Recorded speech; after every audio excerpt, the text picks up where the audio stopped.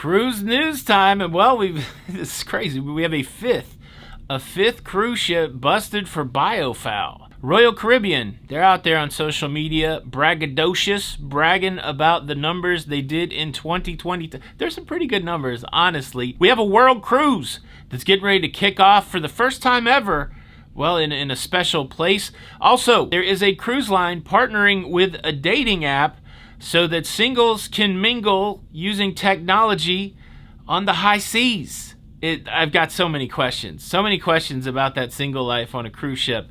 I need your help. More to talk about. Cruise news and my views. Let's talk about it.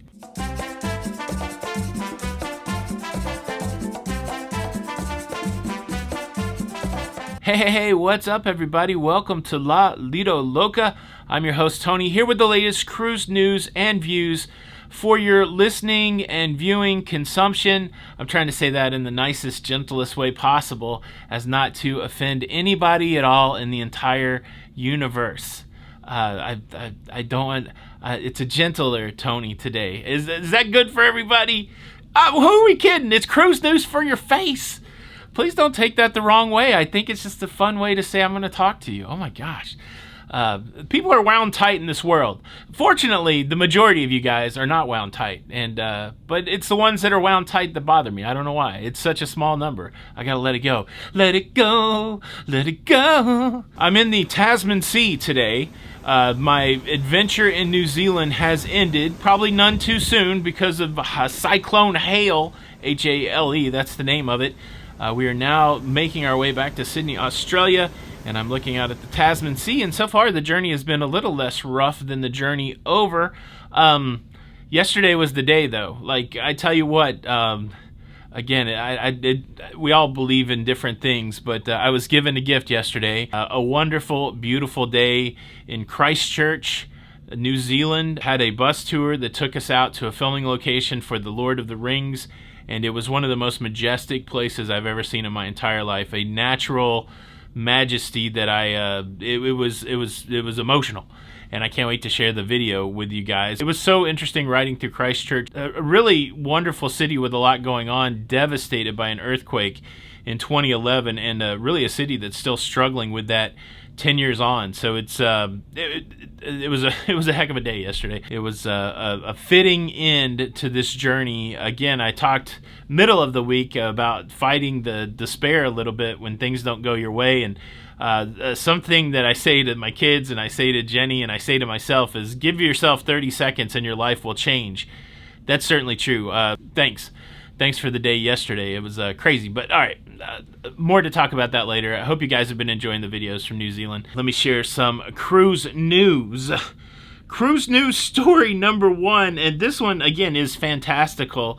We have another cruise ship that's been busted for biofoul. So there is very strict environmental regulations for the waters here in New Zealand, and ships are inspected, and if there's anything found attached to the exterior, to the hull of their ship, that is unbecoming for their environmental regulations, then they can't enter into waters. It's called biofoul. We've seen it manifest as barnacles, as sea snails, that kind of thing. Well, it's been the Queen Elizabeth, the Regent Seven Seas Explorer, the Viking Orion, the Coral Princess. They've all been denied access to New Zealand waters. And well, now we have another ship, the Oceania Regatta, the fifth ship, now hit with the restriction because of biofoul. I share the story with you because you just never know what's going to happen. You might, something as simple as organisms on the hull of your ship causing change in itinerary, storms, mechanical issues. We've seen it with the virus over the last couple years. I think it's worth saying for anybody that might be new out there, cruising is not always exactly what you sign up for. And that's part of it. That's part of the appeal. That's part of the adventure of it. But it is good to know it so that you can level set your expectations, that just because you sign up to go to these ports during this time frame, it doesn't always work out, and you've got to be ready to change. Today we were supposed to be in Auckland, New Zealand, but we are at sea. We lost out on Auckland, again avoiding a cyclone. We've been having the debate whether the biofoul, the sea snails, whether that was avoidable by cruise companies through simple maintenance. I'm sure that will continue to be worked out in offices and conference rooms for the major cruise companies. How did they avoid that in the future? Way to go, Holland America Line. The Noordam certainly was able to traverse in and out of New Zealand without any biofoul issues. So that's a plus. Cruise news story number 2. Royal Caribbean is boasting about the year they had in 2022. 2022, I think, will be remembered as a significant year for cruising, the return of cruising. Of course, cruising restarted in the United States in 2021, but it took a little while to get everything up to speed, and now we're starting to see cruise companies start to hit those, 90%, 100% capacities. We certainly saw that through 2022. It was a big year for Royal Caribbean as they brought Wonder of the Seas, and they serviced a lot of passengers. Specifically, they serviced 4,636,746 passengers. That's how many embarked in 2022. Visited 230 cruise ports. They had 26 ships in service around the world, and the Royal Caribbean fleet made a total of 530 calls at the perfect day at Coco Cay. It's a lovely day, a lovely day, a lovely day at Coco Cay. That song will get stuck in your head like a madman. It's good news for Royal Caribbean. It'd be neat to see everybody else's numbers. Hopefully we'll get some sort of stats. It'd be nice to see all that compiled. Are you a Royal Caribbean fan? I almost think in 2022 I sailed on Royal more than anybody else, more than any other cruise line. I like it. I'm a big fan of the open promenade and the entertainment. 4.6 million passengers in 2022. I feel like I'd probably be a little braggadocious myself. Congratulations, Royal Caribbean International. I was going to go to cruise news story number 3, but I have to jump in and rant a little bit about another passenger. Now, I'm going to not show you the said passenger. I'll leave them anonymous. But a wild series of events yesterday as we tried to go on our excursion, our journey to Middle Earth. We had to meet at 8:10 a.m. in the World Stage Theater. We received our excursion sticker, and we waited patiently for them to call us. Now, fortunately, because our excursion was 9 hours long, taking up most of the day, we were the first people to leave the theater and make our way off the cruise ship. They call you by groups, and when our group was called to leave the theater, there was a lady who jumped up and ran to get into the front of the line. And she did not listen at all to any of the instruction from the people telling us where to go. And she just started sprinting. She started sprinting down the corridor without a clue. We came to a fork in the road. You could either go left to walk through the guest cabins, or you could go right to walk into the main thoroughfare.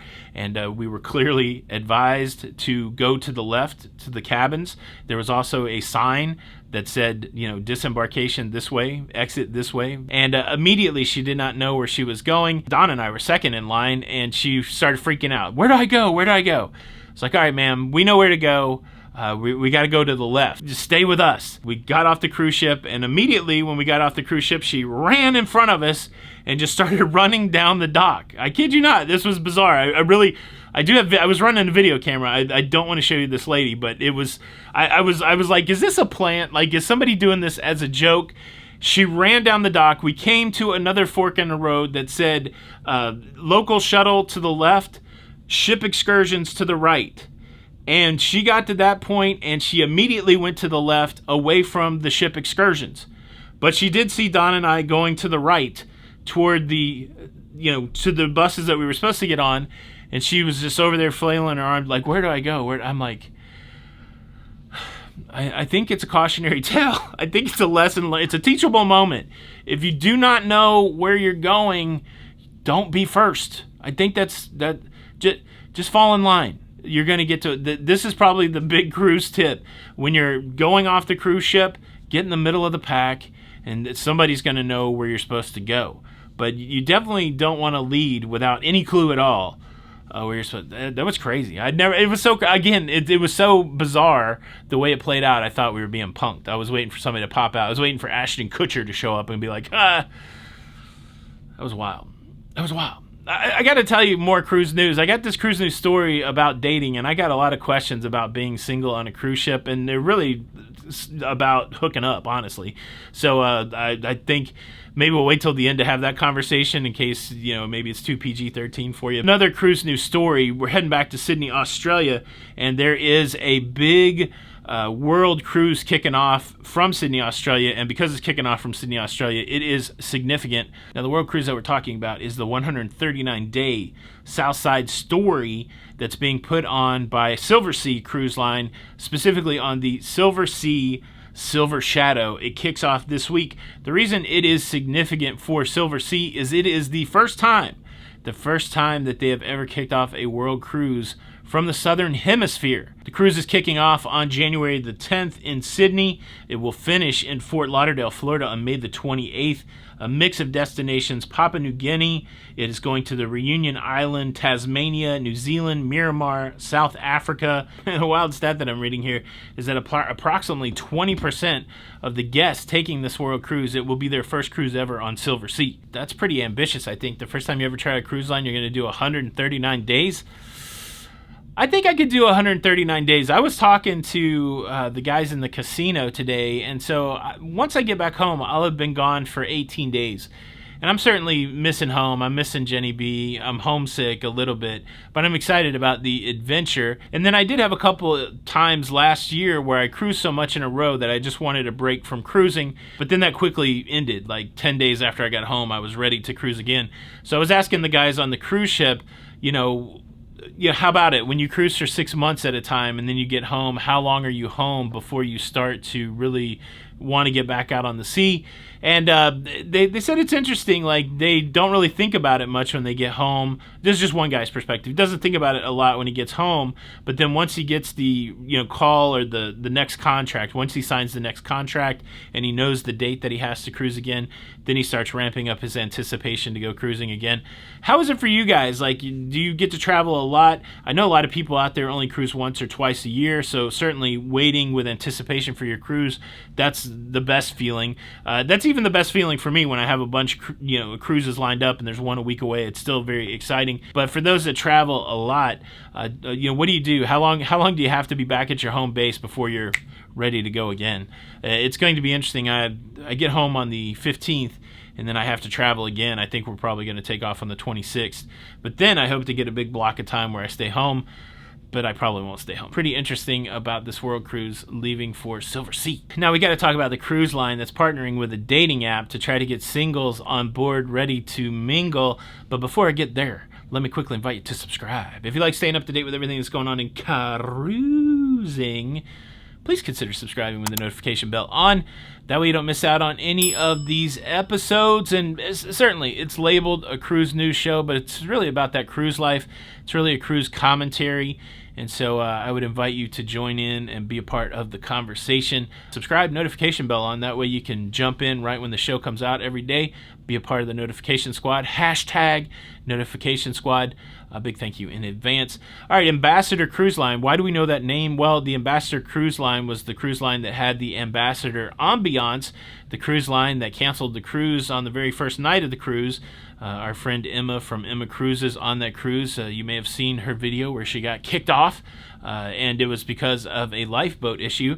Well, now they're announcing a partnership with the dating app Our Time. Time is a dating app that targets folks that are 50 plus years old, singles. I guess you don't have to be single if you want to be on a dating app, but hopefully that's the way it's working out for you, unless you got some sort of special arrangement. But they're trying to come up with a scenario where through the Our Time app, they can encourage people to go on cruises where other folks from the Our Time app is on. So it's going to be a partnership where they're really promoting singles getting together on cruise ships, which I think is great. That's kind of the cruise news story, but I really hope I can use that as a catalyst to a conversation that I think about every time I think about singles on cruise ships. Again, this could get a little PG-13, so if you have young ones, maybe usher them out of the room or jump away from the video. The question is, when it comes to being single on a cruise ship and meeting other single people, and you have that connection, you have that chemistry, you have that thing, as you make those connections with other singles on cruise ships, at some point I would assume that there might be the urge to make that connection physical, to go and get the thing done as it were. I think you know what I'm talking about. The question is, how does that work out for you singles? Do you go to their cabin? Do they come to your cabin? Are you afraid that you're going to get murdered? I guess the weird paranoia creeps in on me. Do you worry about going to a stranger's cabin for that connection on a cruise ship? And if you're going to have a connection with somebody on a cruise ship, are you hoping that you can do that early in the cruise and maybe have multiple connections? Or are you worried that if you have a physical connection with somebody early in the cruise, that you may not want to continue that on, like you don't want to be in a week-long commitment? How does that work? Is there any pro singles out there that are able to make both emotional and physical connections on cruise ships? I'll ask the question that everybody wants to know: how does it work? And of course, we know there's a whole series of pineapple people on cruise ships. I don't think I'm ready to understand what's going on there, but I am curious about the single, ready to mingle folks. How do you get it done when it comes to cruising? Thank you so much for checking out the show today. I sure hope you enjoyed it. Make sure you check this video out next. This is a recommendation directly from YouTube. This is Tony for La Lido Loca, and until the next time, we'll see you on the Lido. Bye.